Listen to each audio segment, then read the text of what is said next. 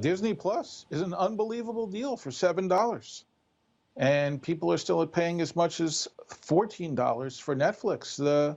The measure is that consumers are going to have a few streaming services with a budget as much as $30 to $40 a month, which buys you a lot of content.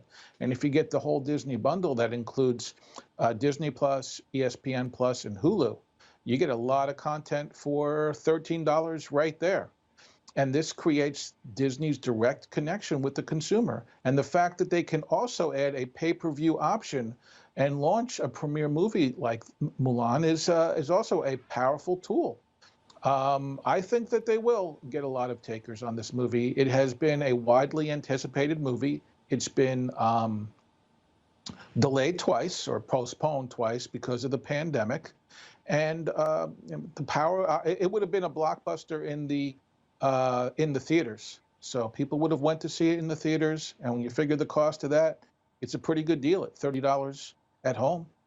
Ivan, it does make me wonder, though, if they're almost setting a new normal here in terms of standards, and if Mulan does go well, if they'll almost be eating into future earnings that they could have had at the box office because the consumer will demand more of these releases at home. I would benefit Disney if they did, if they went direct to consumer. There was talk of simultaneous premieres of in-theater and at home to as much as $50 to $100, which again is still cheap when you figure what it takes to buy 4 tickets, which in New York is north of $20 a ticket, plus popcorn, candy, and soda. It could be north of $150 to $200 to go see a movie. Today, consumers have incredible home theater setups, and this may be the right time that's meeting the convergence of the quality of consumers' home theaters with the simultaneous or direct consumer release of premiere movies.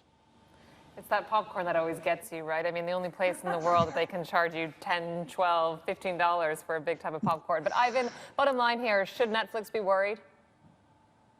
I think Netflix should have been worried for a long time. Netflix had the space all to themselves for almost 8 years. And you have a lot of great competitors. And if you look at the market value of Netflix, it's still more than Disney.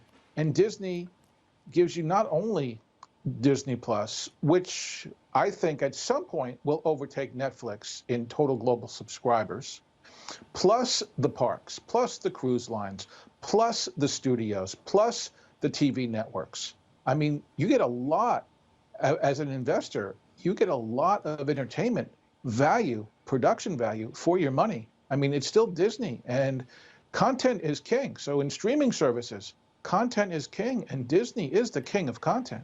And that's the key driver, because that's what causes consumers or drives consumers to sign up for this subscription services.